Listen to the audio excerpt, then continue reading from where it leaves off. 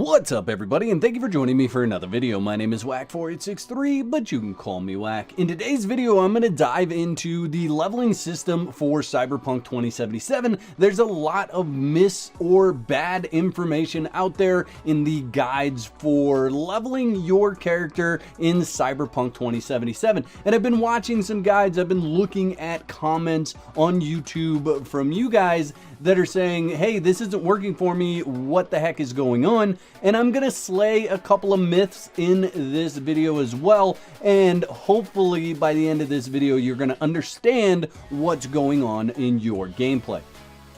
Now, before I get into slaying some of these myths, I want to make sure that you guys understand the leveling system. So there are two places where experience matters, and then there's also street cred. The first place that I want to talk about is the attributes and the skills underneath those attributes. So each one of those skills can gain experience. So if we're looking at reflexes, I can level all my skills under reflexes up to level 20. You cannot go beyond the level that is in your attributes.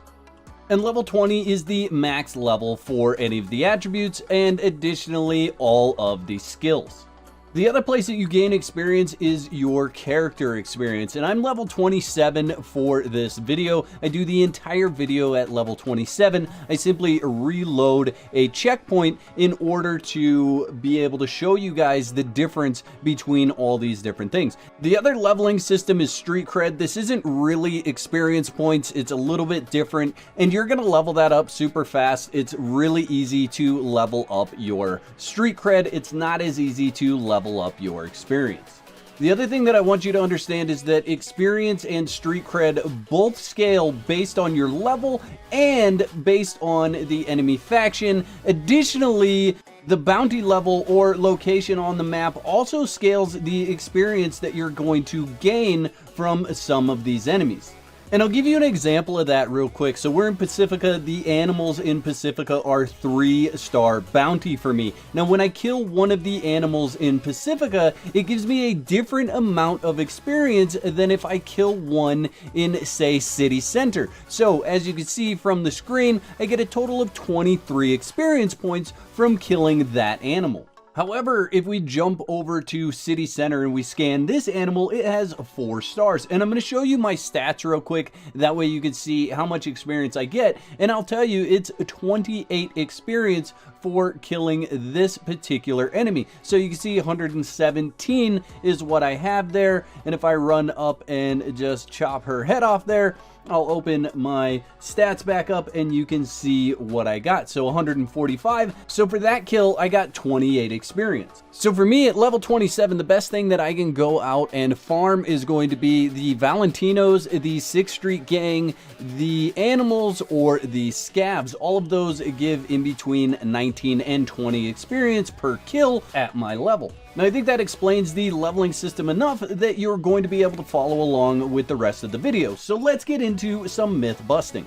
Now, the first thing you're probably going to be told when you are watching a loop guide is that you have to be on very hard difficulty. I'm going to show you this. This is hard difficulty. I'm just going to walk up. I'm going to throw 2 grenades at these guys, kill them all. You're going to see I get engineering of 256, street cred of 484, and I get a level experience of 29. Now, if I go and I change it to very hard and confirm, it reloads that exact same checkpoint. So I'm gonna walk up, I'm gonna kill the exact same people over again. And once the game loads up, I'm gonna do the exact same thing. So here's the 3 characters. I'm gonna walk up, I'm going to throw 2 grenades. They're the exact same thing. That's gonna explode, give me 256 for engineering. It's gonna give me street cred of 484 and a character level experience of 29. Absolutely no difference between hard and very hard. So for the rest of the video, I'm going to play on hard until I get to the comparison that I'm going to do at the end of this video. I want to talk to you about these cyberware things and these tranquilizer rounds, because there's a lot of guides that say, go get this, but you have to be like street cred level 20 before you can get them. You got to have a whole bunch of money.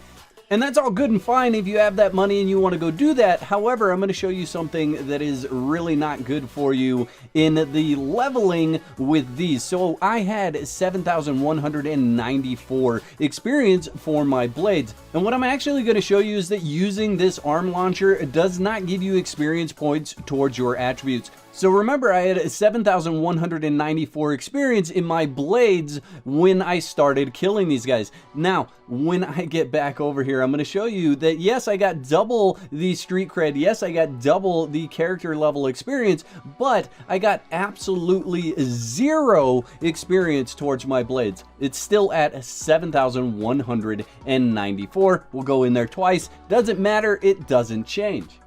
Now I'm just going to run up and kill them with my sword so you can see how many experience points I would get if I just ran up and killed them. Now, why is the arm launcher a thing? One, it makes those interactions on hard or very hard difficulty a lot easier. However, you are losing out on that experience towards your attributes or your skills. And you can see my blades have leveled up to 7,577 just by killing those 3 characters. And the rocket arm launcher doesn't gain you any experience towards any skills whatsoever. So if I put the explosive round on there and I go up and I blow up this car, I'm not going to gain any experience towards engineering either. It's just the street cred and the character level experience that you get with the arm launcher. Now it's really nice, it doesn't use any ammo or anything like that, but as you can see, if I throw 2 grenades in here and that explodes, you get the engineering experience, you get the street cred, and you also get the character level experience. And even if you are using grenades, what you can do is just loot the weapons that are on the ground. It's going to give you 3 weapons, you're going to get the components from it, and you're going to be able to actually craft 3 grenades from the weapons that you pick up. So for every one of those interactions that you use 2 grenades, you end up gaining 1. And you can use other tactics to double your experience points. So anytime you can incapacitate an enemy, then go back and kill that enemy, you're going to gain double the character experience, and you're also going to gain double the street cred. So what I do is, if I'm playing through something where I want to play stealth, like the mission I'm doing now, is I knock everybody out, and then I go back and I clean them up afterwards, and that does double the experience. I do find it pretty cumbersome though, because it's a lot of extra work for not a lot of payoff. So now that you know that there's no difference between hard difficulty and very hard difficulty, I thought it'd be interesting if I did a comparison video with a loop on medium difficulty and then again on hard difficulty, because the difference between medium difficulty and hard difficulty experience per kill is about 1.33 additional experience. And if each kill is only going to give me 1 1/3 additional experience per kill, is the amount of time that it takes to kill someone on hard difficulty that much longer? And can I run the loop that much faster on medium difficulty in order to level that out? Can I level just as fast or faster because I can kill people faster on a lower difficulty setting? So before we start the loop, here's my stats for my character. What I did was I created a save point for this loop, and I started it on hard, and then I reloaded that same save point and started it again on medium. How I did this was I actually set a timer for 10 minutes, and wherever I was when that 10-minute timer stopped, I had to stop and look at my stats. So each one is the exact same amount of time. You'll definitely see on normal difficulty that I get a bit of a better run. I start gaining ground over my hard run. And I think that if I was to do this loop for longer, I probably would get more loops done on normal difficulty than I do on hard difficulty. Now, I do make mistakes in both of these runs. I definitely not a flawless run on either side of the fence. I do get stuck a couple of times on hard. I do leave some enemies on both of them where they just didn't die, and I couldn't be bothered to turn turn around and kill them. But I will say that on hard difficulty, I did that first, and then I did normal difficulty, so I felt like I was doing a better job of running through this on normal difficulty. And obviously I sped the video way up because it really doesn't matter how I play through it. You guys can see how the loop goes, how well I'm doing for the most part. What's gonna matter is the end result. Is it better to run a loop on normal difficulty, or is it better to run a loop on hard difficulty? And there really are loops everywhere. There's loops everywhere across Night City that you can find. All you need to do is find a group of enemies that respawn on a regular basis, and hopefully they're close to another group of enemies. So a circular pattern is the best style loop you can find, something that you run a circle and you kill a bunch of enemies in a short amount of time. A linear path is not going to be as good unless those enemies are really tight together and you are able to kill a lot more people in a short amount of time, or those enemies are a high enough level that you are leveling better than a circular loop.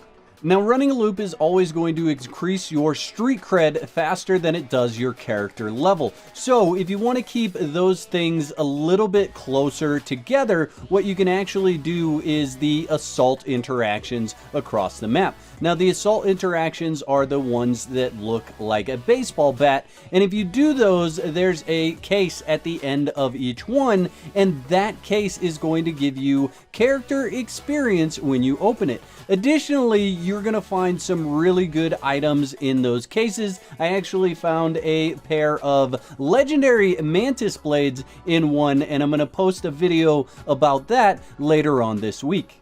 Now, we're almost done with this comparison video, and I'll show you how we ended up after the video's over. If you're interested in running this loop yourself, I'm going to link a buddy of mine, Firespark81, in the description of this video. He's the one that came up with this loop, and he's got it posted on his channel.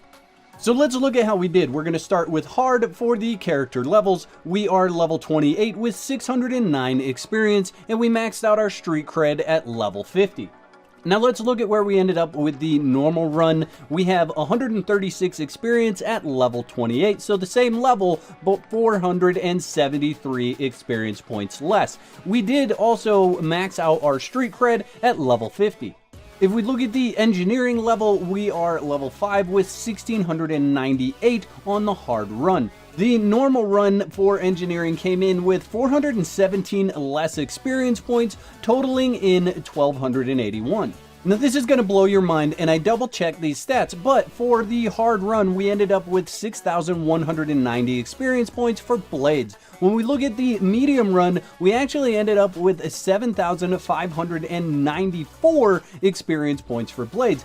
Now, I'm not entirely sure why I got more experience playing on a lower difficulty on my blades. I'm going to have to figure out a way to test that. I can't think of a way right now, but I'll work on that for a future video.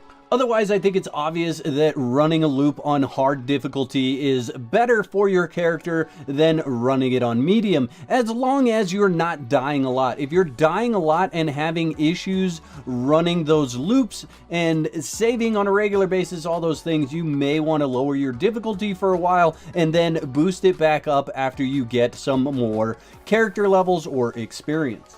Now, I hope this video helped you understand how leveling works in Cyberpunk 2077. If it did, go ahead and whack that like button. And if you're not subscribed, I'd encourage you to click that subscribe button, click that bell so you get notified when I upload another video. And that's all I have for this one, but the fun doesn't have to stop here. You can click one of the other videos coming up on the screen to watch next. I hope you've enjoyed this video as much as I've enjoyed making it. I'll catch you next time. Peace. The whack moments in this video were sponsored by my legendary supporters. Thank you very much. If you'd like to sponsor a future whack moment, you can click the button below that says join. That'll give you all the details. I'd like to thank all my subscribers for their continued support, likes, comments, and general awesomeness. If you're not subscribed, you can start your free trial today and cancel at any time. And if you're not finished watching, there's 2 videos to pick from.